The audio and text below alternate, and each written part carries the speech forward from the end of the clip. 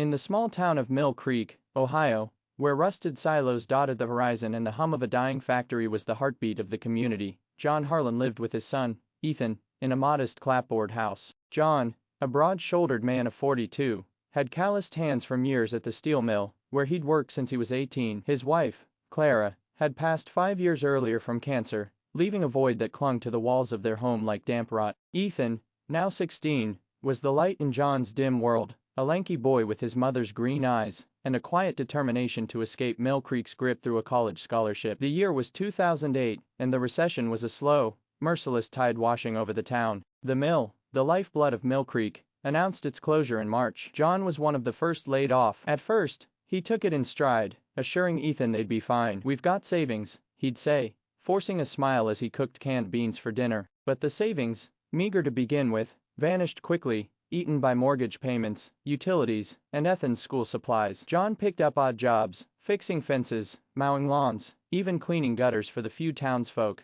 who could still afford it. But the work was inconsistent, and the bills kept coming. Ethan watched his father age overnight. John's shoulders, once strong, began to slump. His laugh, once hearty, grew rare. Ethan felt the weight of their situation, though John tried to shield him. "Focus on school," John would say. "Get those grades up, that's your job." Ethan nodded, but guilt gnawed at him. He was a junior now, applying to colleges, dreaming of engineering programs at Ohio State or Purdue. But the applications cost money, $50, $75, $100 each, and he knew the piggy bank was empty. One evening, as John sat at the kitchen table, poring over past due notices under the flicker of a weak bulb, Ethan made a decision. He couldn't just watch his father drown. At school, he'd overheard a senior, Tommy Reardon, bragging about quick cash from a side gig at a warehouse on the edge of town. Tommy was a dropout with a rap sheet, but he always had new sneakers and a wad of bills. Ethan cornered him behind the gym one day. "What's the job?" he asked, voice low. Tommy smirked. "You sure,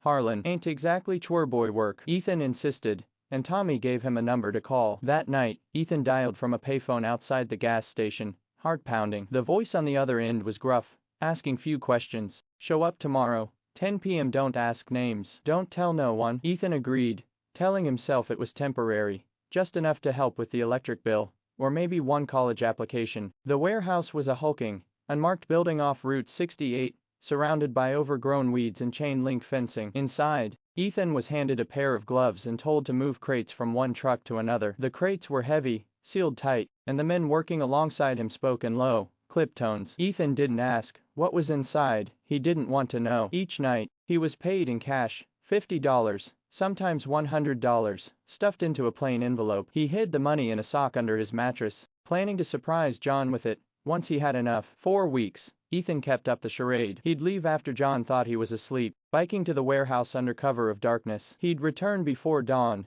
exhausted but wired, slipping into bed before John woke. The money grew, $500, then $800. Ethan paid the electric bill anonymously through a money order, leaving John baffled but relieved. "Some kind soul out there," John said, shaking his head. Ethan smiled, his secret safe. But the work wasn't clean. Ethan overheard snippets, talk of shipments, and drops. One night, a man in a leather jacket barked at him for dropping a crate, and Ethan glimpsed a handgun tucked in the man's waistband. Fear crept in, but so did desperation. He thought of John, who'd started skipping meals to stretch their groceries. Ethan kept going. On a chilly November night, everything unraveled. Ethan was at the warehouse, stacking crates, when sirens pierced the air. Red and blue lights flooded the lot. "Police, hands up!" Men scattered, crates toppled, and Ethan froze, heart hammering. He tried to run but tripped over a pallet, and an officer pinned him to the ground. The crates, it turned out, held stolen electronics, part of a black market ring. Ethan, naive and scared, was just a cog, but that didn't matter to the cops. At the county jail, Ethan sat in a holding cell, head in his hands. He was 16, a minor, but the charges, possession of stolen goods, conspiracy, were serious. When John got the call at 3 a.m. he thought it was a mistake.